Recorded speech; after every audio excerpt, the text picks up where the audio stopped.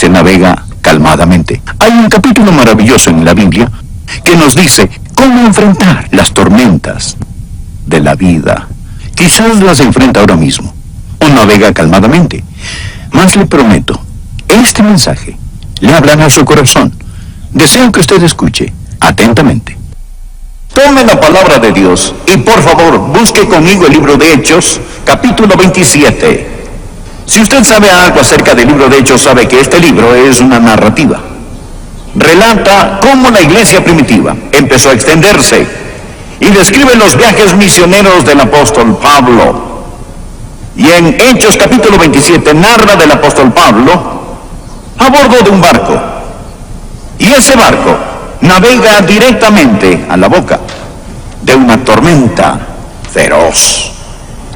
Este menciona cómo Pablo pasó por esa tempestad, cómo Pablo enfrentó la tormenta. De eso es lo que deseo hablarle hoy, de enfrentar la tormenta. Me fascina el capítulo 27 del libro de los Hechos, y he predicado de este de vez en cuando, porque al abrir la Biblia allí puede usted oler el aire salado del mar. En esta historia particular, antes de dar inicio, quiero recordarle que el apóstol Pablo es un prisionero. Él es un preso por predicar el evangelio de Cristo, y las autoridades lo estaban trasladando a Roma para ser juzgado. A propósito, Pablo abordó esta nave como prisionero, pero descubriremos que poco tiempo después era el capitán.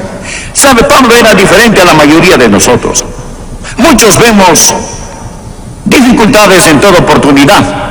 El apóstol Pablo veía oportunidad en cada dificultad. Usted lo ponía en prisión, pronto terminaba siendo el carcelero. Él cantaba alabanzas en la noche. Usted lo ponía ante el rey Agripa y él era el demandado. Poco después era el abogado acusador. Él toma toda oportunidad y aplica a esta la palabra de Dios que dice: mas a Dios gracias, el cual nos lleva siempre en triunfo en Cristo Jesús. Y si se encuentra en una tempestad, vamos a estudiar lo que Pablo hizo y entonces ver cómo lo podemos aplicar y aprender cómo enfrentar la tormenta. Por favor, Hechos capítulo 27, empecemos en el versículo 20. Aquí él describe la tormenta: y no apareciendo ni sol ni estrellas por muchos días, y acosados por una tempestad no pequeña. Eso simplemente significa que la tempestad era grande. Acosados por una tempestad no pequeña, ya habíamos perdido toda esperanza de salvarnos. Tal vez así es como está usted. Se encuentra en medio de una tormenta terrible y toda esperanza parece desvanecerse. Entonces Pablo, como hacía ya mucho que no comíamos, puesto en pie en medio de ellos, dijo: habría sido por cierto conveniente, oh varones, haberme oído y no zarpar de Creta tan solo para recibir este perjuicio y pérdida. Pero ahora os exhorto a tener buen ánimo, pues no habrá ninguna pérdida de vida entre vosotros, sino solamente de la nave, porque esta noche ha estado conmigo el ángel de Dios, de quien soy y a quien sirvo, diciendo: Pablo, no temas. A propósito, alguien me dijo, no las he contado yo, que por lo menos 365 veces encontramos en la Biblia la frase no temas, una vez por cada día del año, diciendo: Pablo, no temas, es necesario que comparezcas ante César, y he aquí, Dios te ha concedido todos los que navegan contigo. Por tanto, oh varones, tened buen ánimo, porque yo confío en Dios que será así como se me ha dicho. Bien, existen básicamente tres cosas. Quiero que usted vea al estudiar este pasaje de las Escrituras hoy. Primero, la razón para estas tormentas. Segundo, deseo que vean la reacción de la gente cuando se encuentra en medio de las tormentas. Personas buenas y personas malas, piadosas y ateas. Y tercero, quiero que vean el resultado de la tormenta, lo que ésta hace en las vidas de los creyentes y en las vidas de los que no conocen al Señor. Algunos realmente pueden identificarse con esto. Muchas veces estamos en medio de torbellinos que no hemos creado. En ocasiones los niños se meten en problemas debido a sus padres. Es decir, los pequeños nacen y sus padres son impíos o padres imprudentes y ellos son arrastrados en una tormenta debido a sus padres. A veces nos encontramos en dificultad debido a las autoridades sobre nosotros. A veces, amigos, la nación se ve en tormentas debido al mal liderazgo, a causa del mal liderazgo. Y en ocasiones, el Congreso o el presidente o los jueces pasan leyes y reglas, y nosotros estamos a bordo del barco del Estado, y nos vemos navegar rumbo a juicio. Decimos, desearía poner mis manos en el timón. Deseamos de algún modo poder hacerlo, pero navegamos a bordo de la nave del Estado. Somos prisioneros en como lo era el apóstol Pablo, quien realmente no quería zarpar. Por favor, miremos los versículos 9 y 10. Y habiendo pasado mucho tiempo y siendo ya peligrosa la navegación. Hay cierta temporada en el Mediterráneo, sobre todo en aquellos días en que usted no navegaba. Por haber pasado ya el ayuno, Pablo les amonestaba diciéndoles, varones, veo que la navegación va a ser con perjuicio y mucha pérdida, no solo del cargamento y de la nave, sino también de nuestras personas. El apóstol Pablo tenía su radar espiritual. Él estaba diciendo, no naveguen, no naveguen, no naveguen. Más de nuevo, el asunto estaba fuera de las manos de Pablo. No había realmente mucho que él pudiera hacer. Versículo 11. Pero el centurión daba más crédito al piloto y al patrón de la nave que lo que a Pablo decía. Usted tiene a un hombre de negocios. Él es el dueño del nave. Es un magnate de la navegación. Motivado por la ganancia, llevado por la sabiduría humana. Así que por un lado tiene al hombre de Dios y por el otro al hombre mundano. Y el centurión tiene que tomar una decisión. Entonces dice, bueno, no voy a atender al fanático religioso. No voy a obedecer al prisionero. Escucharé al hombre que es obviamente un hombre exitoso. Él es el dueño de esta nave. Y anuncia que van a zarpar. Existen formas de hundir un barco. Aún sucede hoy día. Estas son las razones de las tormentas de la vida. Hablemos un poco acerca de la reacción a las tormentas de la vida. ¿Cómo reacciona la gente? Bien, leamos el versículo 14 al 21. Pero no mucho después dio contra la nave un viento huracanado llamado Euroclidón, y siendo arrebatada la nave, y no pudiendo poner proa al viento, nos abandonamos a él y nos dejamos llevar. ¿Qué significa eso? No podían controlarla. El viento controlaba el buque y se dijeron, no podemos ir en esta dirección ni en la otra. Simplemente eran aventados por la tormenta. ¿Qué es lo que le sucede a un hombre impío cuando se ve frente a la tormenta? Bien, se deja llevar por el viento. Lo que quiero decir es que hay sueños frustrados. El capitán del barco, el dueño y el centurión no eran tan fuertes como pensaban. La Biblia dice que no pudiendo poner proa al viento, lo he visto pasar muchas veces. Esas personas, esos magnates sabelotodos dicen, dejen que venga la tormenta. Y luego se encuentran siendo arrebatados por vientos que no pueden controlar, a merced de fuerzas que no pueden entender o vagamente comprenden. Van a bordo de un buque inestable. Y entonces ellos pierden la esperanza. Por favor, leamos el versículo 29 de este mismo capítulo. Y temiendo dar en escollos, echaron 4 anclas por la popa y ansiaban que se hiciese de día. Oh, si tan solo hubiese luz, si supiéramos qué hacer. Ellos rechazaron la luz de Dios y ahora se encuentran en la oscuridad. Verá, escuchen, los marineros de aquella época no tenían la instrumentación moderna actual. Ellos navegaban por medio de las estrellas, del sol, la luna, la tierra, la costa. Pero la Biblia nos dice en el versículo 20 que todas estas cosas habían desaparecido. Desaparecido. Todo lo que pensaban que era tan importante, sus gráficas mercantiles, sus estudios comerciales, sus censos, todas estas cosas se esfumaron. ¿Qué hace usted, amigo, cuando las estrellas se desvanecen de su noche y el sol desaparece de su día? Ellos en la oscuridad abrumadora deseaban el día, sus esperanzas disipadas. Y luego, ¿saben lo que hicieron? Ellos se comportaron insensatamente. Empezaron a hacer planes imprudentes, porque no tenían estrellas con las cuales guiarse. Y existe una clase de compás interno que toma control. Leamos en el versículo 30.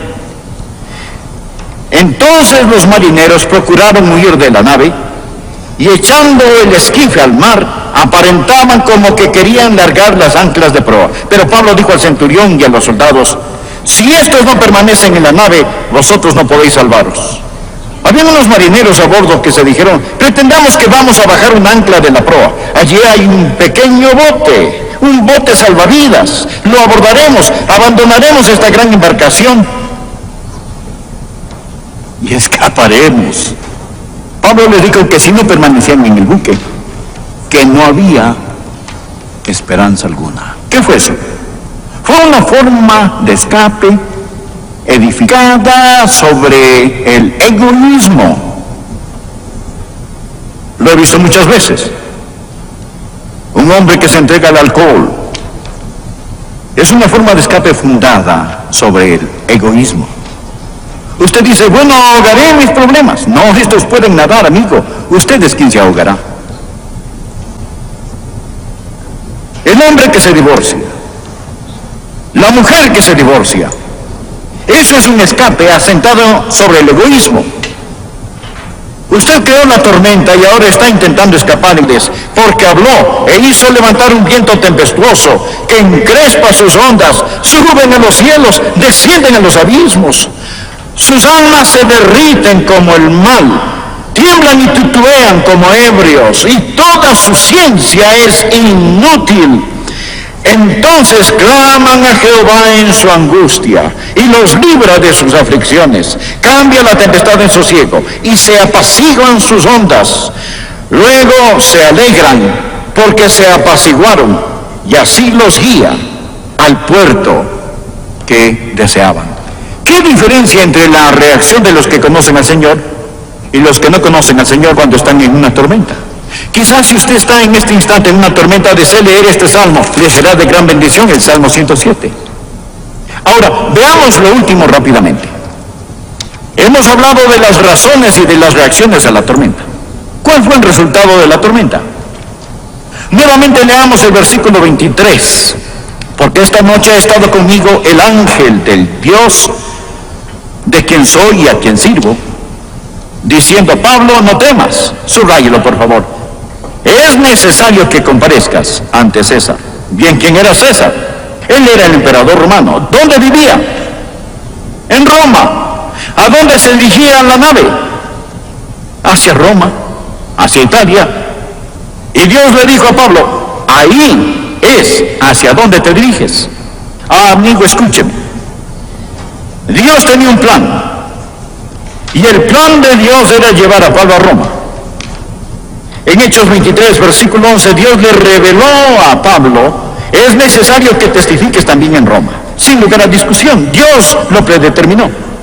En Hechos 28, versículo 14, después de este capítulo 27, dice: y luego fuimos a Roma. Escúcheme, no sé de una mejor ilustración en la palabra de Dios que muestre la soberanía divina y la responsabilidad humana al mismo tiempo. ¿Era el plan de Dios que ese buque zarpara? No.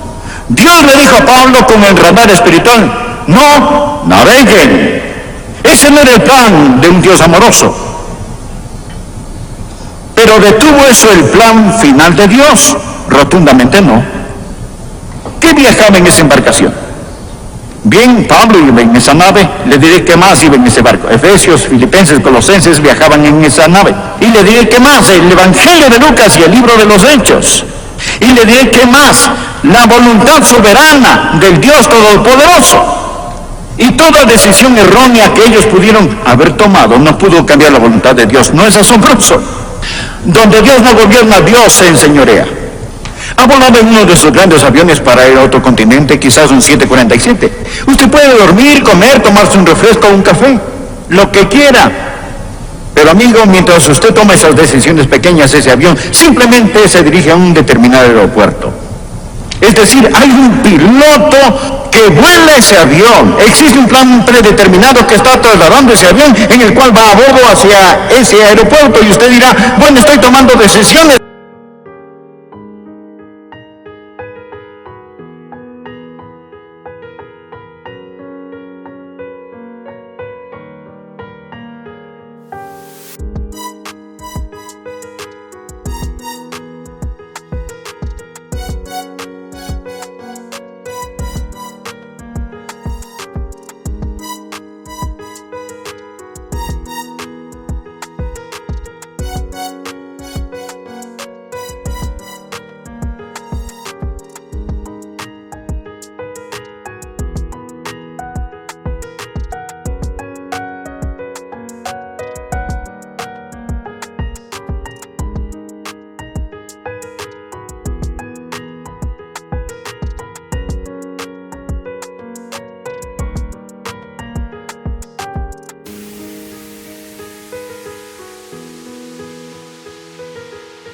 Pero al mismo tiempo hay otro que dice, mi hijo un día será como mi hijo el Señor Jesús.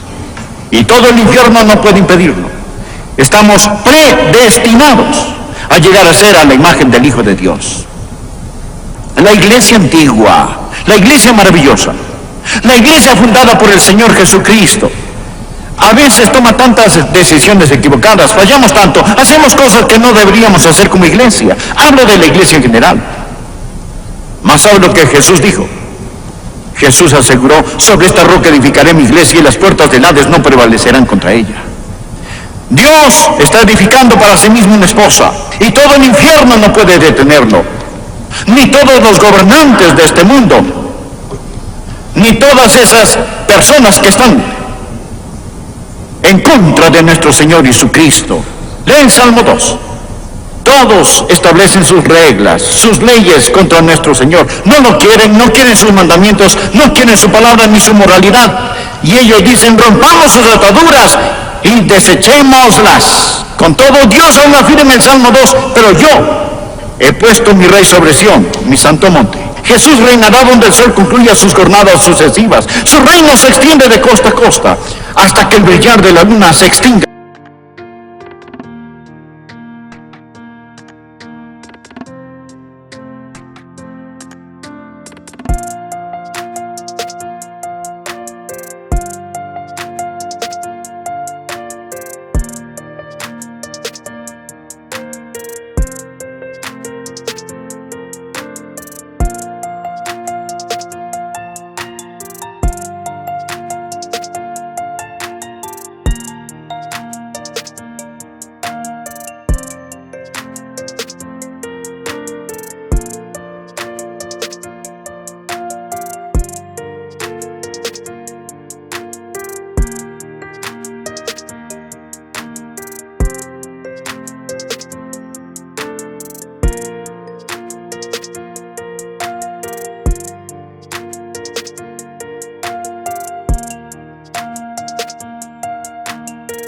Y no vengo más. Amigos, escúchenme. Estamos en el lado ganador. Él no puede fallar. Él debe prevalecer. Hubo una tempestad, pero Pablo dijo, y luego fuimos a Roma.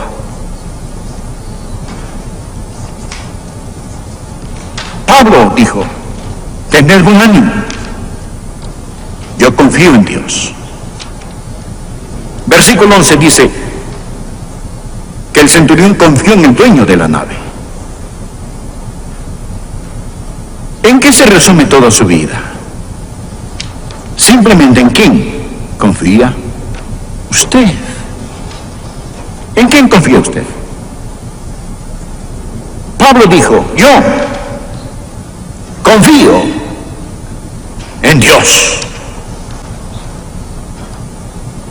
No comete el error de confiar en la persona equivocada, porque si lo hace, puede estar diseñando una tormenta. Inclinemos nuestro rostro en oración. Amigo, sé que se encuentra en una tempestad o en un mar tranquilo. Usted necesita al Señor Jesús. Por favor, ore. Señor Jesús, entra en mi corazón y mi vida. Cuando las tormentas de la vida azoten, ponte a mi lado. Cuando parece que todo está bien, Señor, sé mi gozo y mi fuerza.